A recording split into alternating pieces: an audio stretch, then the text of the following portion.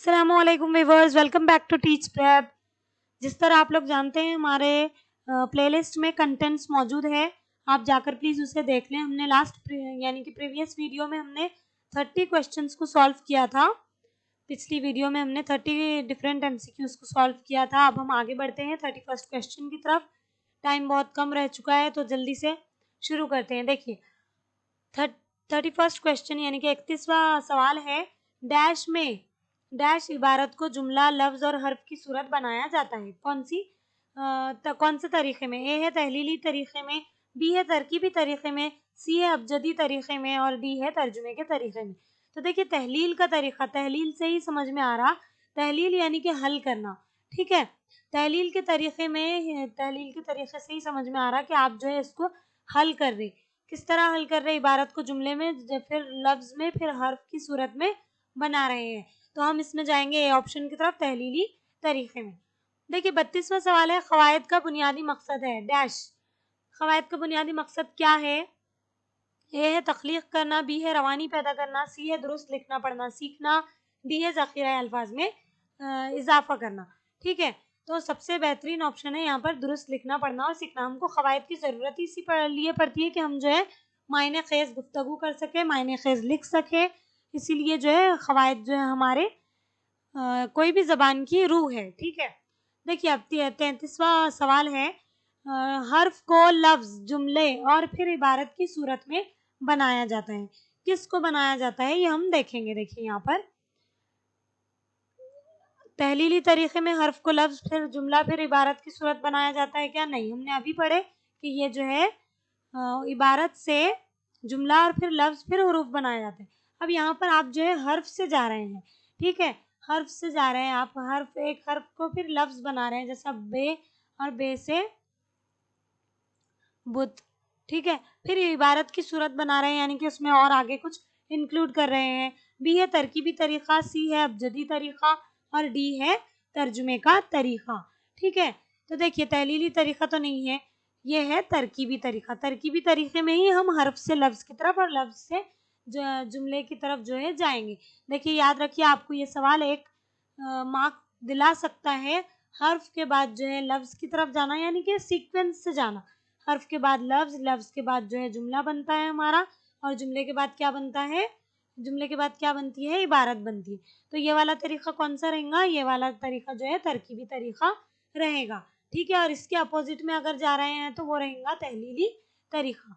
ठीक है, अब देखिए 34वां सवाल है, हुरूफ को मुख्तलिफ खतूत व अशकाल की सूरत में तकसीम किया जाता है। कौन से तरीके में हुरूफ को जो है मुख्तलिफ खतूत व अशकाल की सूरत में तकसीम किया जाता है? देखेंगे। ए है तहलीली तरीका, जी नहीं, हमने अभी पढ़े। तरकीबी तरीका, जी नहीं, ये भी पढ़ चुके हम। सी है अबजदी तरीका, जी हाँ। डी है तर्जुमे का तरीका, नहीं, तर्जुमे का तरीका भी हमने पढ़े। तर्जुमे के तरीके में क्या होगा? दुरुस्त पढ़ना, लिखना, सीखना अपने को पड़ेगा। ठीक है, तरकीबी तरीके में क्या होगा? लफ्ज, हर्फ, लफ्ज, फिर जुमला, फिर इबारत की तरफ जाएंगे। तहलीली तरीके में क्या होगा कि इबारत से उल्टी तरतीब कहते हैं ना हम, तो उल्टी तरतीब करेंगे, ऐसा भी आप कह सकते हैं। ठीक है, तो ये है अबजदी तरीका, जिसमें हुरूफ को मुख्तलिफ खतूत व अशकाल की सूरत में तकसीम किया जाता है, वो है सी ऑप्शन, अबजदी तरीका। ठीक है,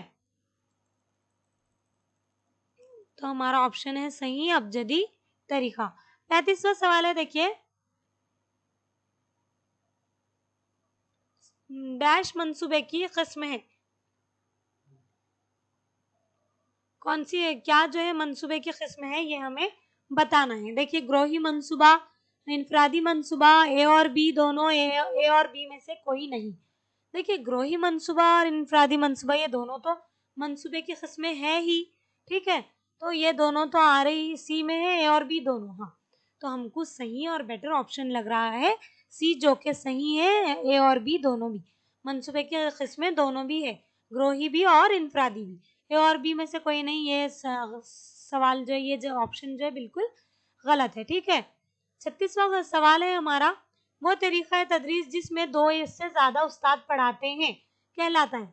क्या कहलाता है? ऐसा तरीका जिसमें 2 से ज़्यादा असातिज़ा पढ़ाते हैं। तो वो कौन सा तरीका? माइक्रो टीचिंग कहलाता क्या? जी नहीं, माइक्रो टीचिंग में तो एक ही टीचर रहता और बच्चे का इंटरेक्शन रहता। ठीक है, अब देखिए बी है टीम टीचिंग, हाँ हो सकता। पीरियड टीचिंग, जी नहीं। मुज़ाहराती तरीक़ा जी नहीं।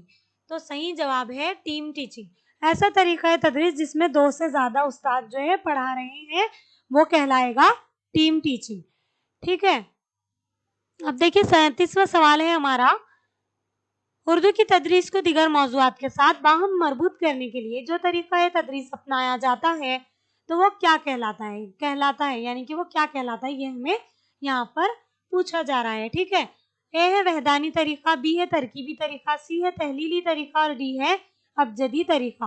देखिए उर्दू की तदरीस को दीगर मौज़ूआत के साथ जो है हम रिलेट करते, बाहम मरबूत करने के लिए जो तरीक़ा तदरीस हम अपनाते, तो वो क्या कहलाता है? देखिए ये ऑप्शन में हमको क्या कहा है, इंटीग्रेटेड तरीका। बिल्कुल दुरुस्त है ये ऑप्शन। हमको कोई दूसरा तो ऑप्शन देखने की ज़रूरत है क्या? नहीं। तरकीबी तरीका, अबजदी तरीका और तहलीली तरीका हम देख चुके, उसमें ऐसी कोई बात नहीं हुई है। बल्कि आप जो है कोई भी उर्दू ही नहीं, कोई भी मज़मून को आप अगर बाहम मरबूत करेंगे अपनी ज़िंदगी से, तो वो वहदानी तरीका ही कहलाएगा। बढ़ते हैं 38वें सवाल की तरफ। किसी दूसरी ज़बान का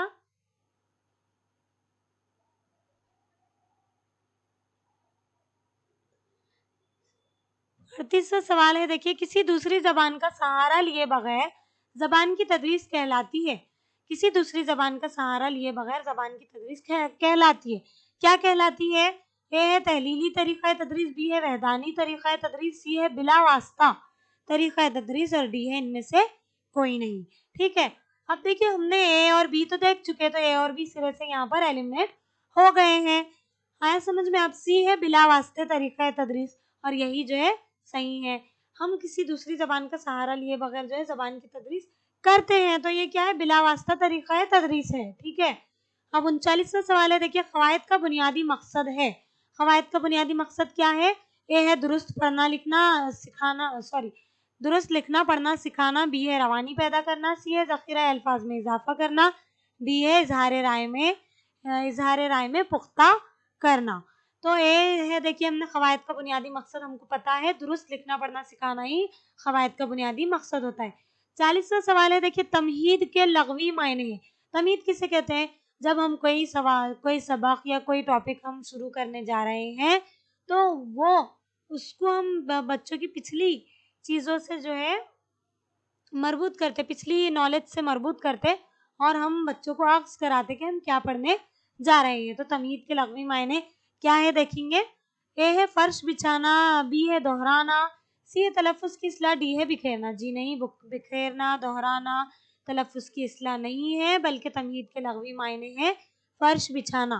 ठीक है? आप याद रखेंगे, ये आ सकता है आप लोगों को 1 मार्क्स के लिए। ठीक है? फ़र्श बिछाना तमहीद के लग़वी मायने हैं। अब देखिए 41वां सवाल है, यहाँ पर लफ्ज़ और इसके मुख्तलिफ पहलुओं पर बहस की जाती है। लफ्ज़ और उसके मुख्तलिफ पहलुओं पर बहस की जाती है। ए है सर्फ़ में, बी है नहू में, सी है कलाम में, डी है किसी में भी नहीं। तो देखिए लफ्ज़ और इसके मुख्तलिफ पहलुओं पर बहस कब की जाती है? नहू में नहीं की जाती है, बल्कि सर्फ़ में की जाती है। नहू में लफ्ज़ और उसके मुख्तलिफ पहलुओं पर बात नहीं की जाती है और कलाम में भी नहीं की जाती है। तो सही ऑप्शन है सर्फ़ में। याद रखिए सर्फ़ में लफ्ज़ और उसके मुख्तलिफ पहलुओं पर बहस की जाती है। 42वां सवाल है, यहाँ पर मुरक्कब या जुमले से बहस की जाती है। किस में मतलब मुरक्कब या जुमले से बहस की जाती है? ए है सर्फ़ में, हम तो देख चुके, सर्फ़ में जो है मुरक्कब या जुमले से बहस नहीं की जाती, बल्कि लफ्ज़ और उसके मुख्तलिफ पहलुओं पर बहस किया जाने वाला कौन है? सर्फ़ में है। तो इसलिए ये ऑप्शन क्या हुआ यहाँ पर? गलत हुआ। नहू में जी बिल्कुल दुरुस्त, कलाम में नहीं होता और किसी में भी नहीं, तो ऑप्शन गलत है। तो नहू में मुरक्कब या जुमले से बहस की जाती है। आया समझ में? नहू में। ठीक है? नहू में मुरक्कब या जुमले से बहस की जाती है और सर्फ़ में जो है लफ्ज़ और उसके मुख्तलिफ पहलुओं पर बहस की जाती है। आया समझ में? 43वां सवाल है, देखिए क़वायद की तदरीस में मिसालें देकर उसूल व क़वायद आग़ज़ करवाए जाते हैं। क़वायद की तदरीस में क्या किया जाता है? मिसालें देकर उसूल व क़वायद को आग़ज़ किया जाता है। ठीक है? तो इसमें जो है ये आग़ज़ करवाए जाते हैं। तो कौन से तरीक़े में करवाए जाते हैं ये हम देखेंगे। इस्तिख़राजी तरीक़े में, इस्तिक़राई तरीक़े में, सी है दोनों में, डी है दोनों में से कोई नहीं। तो डैश क़वायद की तदरीस में मिसालें देकर उसूल व क़वायद आग़ज़ करवाए जाते हैं। उसूल और क़वायद कैसे आग़ज़ करवाए जाते हैं यहाँ पर? इस्तिक़राई तरीक़े में क़वायद, उसूल व क़वायद जो है अक्स करवाए जाते हैं। ठीक है, अब देखिए 44वां सवाल है, नज़्म के लग़वी मायने हैं। ये है ना, एक-एक मार्क्स के लिए ऐसे सवालात बिल्कुल पूछे जाते हैं। आप इसे इम्पोर्टेंट कह लें या जो भी कह लें, वैसे तो सबकी तैयारी हमको करना ज़रूरी है, हमको ज़हन नशीन करना ज़रूरी है। देखिए 44वां सवाल है, डैश नज़्म के लग़वी मायने हैं। नज़्म के लग़वी मायने क्या रहते हैं? मोती चुनना, जी नहीं। मोती बनाना, नहीं। मोती खरीदना, नहीं। मोती पिरोना। तो कौन सा सही लग रहा है यहाँ पर हमको? मोती पिरोना जो है सही जवाब है। नज़्म के लग़वी मायने हैं मोती पिरोना। ठीक है,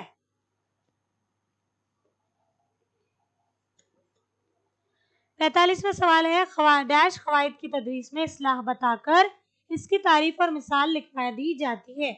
किस किस तरीके में क़वायद की तदरीस में इस्लाह बताकर इसकी तारीफ और मिसाल लिखवा दी जाती है? ए है इस्तिखराजी तरीके में, बी है इस्तिखराई तरीके में, सी है दोनों में और डी है दोनों में से कोई नहीं। तो देखिए इस्तिखराजी तरीके में क्या होता है कि हम क़वायद की तदरीस में क़वायद की तदरीस भी बताते, फिर इस्लाह करके बच्चों को तारीफ और मिसालें हम लिखाते। इस्तिखराजी तरीके में हम तारीफ और मिसालें बताते, बल्कि इस्तिखराई तरीके में हम पहले मिसालों के ज़रिए फिर बाद में जो है उनको डेफिनेशंस पढ़ाते। आई बात समझ में? इस्तिखराजी तरीके में क़वायद की तदरीस में इस्लाह बताकर इसकी तारीफ और मिसाल लिखवा दी जाती है। अब 46वां सवाल है, देखिए इंशा के मायने हैं। इंशा के क्या मायने हैं? ए है तहरीर पढ़ना, बी है तहरीर लिखना, सी है तहरीर सुनना, डी है तहरीर समझना। क्या मायने होंगे इसके? 46वां सवाल है, इंशा के मायने हैं। इंशा के क्या मायने हैं? तहरीर पढ़ना है क्या? नहीं। तहरीर लिखना है क्या? हाँ, हो सकता। सी है तहरीर सुनना है क्या? नहीं। डी है तहरीर समझना, नहीं। इंशा के मतलब ही ये है कि हमको तहरीर लिखना, हम जो तहरीर लिख रहे हैं या जो तहरीर हम जो लिख रहे हैं वो इंशा कहलाएंगे। इंशा के मायने हैं तहरीर लिखना। हमारा 48वां सवाल है यहाँ पर, तमाम ज़बानें एक दूसरे से मुख्तलिफ होने के बावजूद, तमाम ज़बानें एक दूसरे से मुख्तलिफ होने के बावजूद क्या होती हैं, ये देखेंगे हम क्या करती हैं। ठीक है, अब देखिए तमाम ज़बानें जो है एक दूसरे से मुख्तलिफ होने के बावजूद क्या करती हैं? ए है एक जैसा मफ़हूम अदा करती है, बी है एक जैसी आवाज़ें रखती है, सी है एक मरकज़ से जुड़ी हुई है, डी है एक जैसी शक्लें रखती है। देखिए 48वें सवाल में हम देख रहे हैं कि क्या जो है तमाम ज़बानें एक दूसरे से मुख्तलिफ होने के बावजूद क्या करती है? एक जैसा मफ़हूम अदा करती है, जी हाँ। एक जैसी आवाज़ें रखती है, जी नहीं। एक मरकज़ से जुड़ी हुई है, नहीं। एक जैसी शक्लें रखती है, नहीं। देखिए एक जैसा मफ़हूम अदा करती हैं तमाम ज़बानें एक दूसरे से मुख्तलिफ होने के बावजूद क्या करती हैं? एक जैसा मफ़हूम अदा करती है। देखिए अगर हम कह रहे हैं कि हम खाना खा रहे हैं, ठीक है, अब इसको हमको इंग्लिश में बोलना है तो आई एम ईटिंग फूड या I am eating the meal. ठीक है, तो हमने कही तो एक ही बात है मगर मुख्तलिफ ज़बानों में कही है, मगर एक ही जैसा मफ़हूम यानी कि एक ही जैसे मायने वो दे रहा है। आया समझ में? तमाम ज़बानें एक दूसरे से मुख्तलिफ होने के बावजूद एक जैसा मफ़हूम अदा करती है। 49वां सवाल है, देखिए नज़्म की वो किस्म जिसमें हर बंद 5 मिसरों पर मुश्तमिल हो कहलाता है। यानी कि हर बंद यानी कि स्टैंज़ा, हर बंद 5 मिसरों का हो। 5 मिसरों की नज़्म कौन सी रहेंगी, ये हम देखेंगे। देखिए ऐसी कौन सी नज़्म है जिसमें 5 मिसरों पर मुश्तमिल रहती वो? ए है मसनवी, मसनवी ने रहती क्या? नहीं। बी है मुखम्मस, सी है मुसद्दस और डी है मुसल्लस।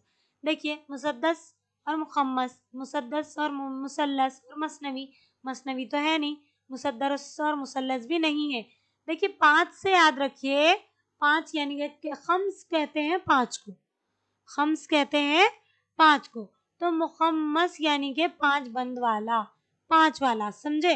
तो 5 मिसरों पर मुश्तमिल नज़्म को क्या कहेंगे? मुखम्मस कहेंगे। ठीक है, 5 बंद वाले नज़्म को कहेंगे मुखम्मस। तो हमारा सही जवाब है मुखम्मस। ठीक है, अब हम आगे बढ़ते हैं 50वें सवाल की तरफ। हमारा आखिरी सवाल, प्लीज़ जाने से पहले लाइक शेयर सब्सक्राइब करना ना भूले प्लीज़। ऐसी नज़्म जिसमें 2-2 मिसरों के हम काफ़िया हम रदीफ होते हैं कहलाती है। ये ऐसे सवालों पर बोर नहीं होना है आप लोगों ने, ठीक है, बल्कि आपको ज़हन नशीन करना है क्योंकि ये सवालात आते हैं। ऐसी नज़्म जिसमें 2-2 मिसरों के हम काफ़िया और हम रदीफ होते हैं तो वो क्या कहलाती है? ए है मसनवी, बी है मुखम्मस, सी है मुसद्दस और डी है मुसल्लस। देखिए सी और डी की तो बात है ही नहीं। ठीक है, मुखम्मस के हम कर चुके जिसमें 5 बंद और या 5 मिसरे होते हैं। तो मसनवी जो है सही जवाब है। मसनवी ऐसी नज्म है जिसमें 2-2 मिसरों के हम काफिया और हमरदीफ होते हैं, तो वो मसनवी कहलाती है। ठीक है, चलिए आज के लिए इतना ही। नेक्स्ट वीडियो में मुलाकात होंगी इंशाल्लाह। अस्सलाम वालेकुम व रहमतुल्लाहि व बरकातहू। Thank you for watching.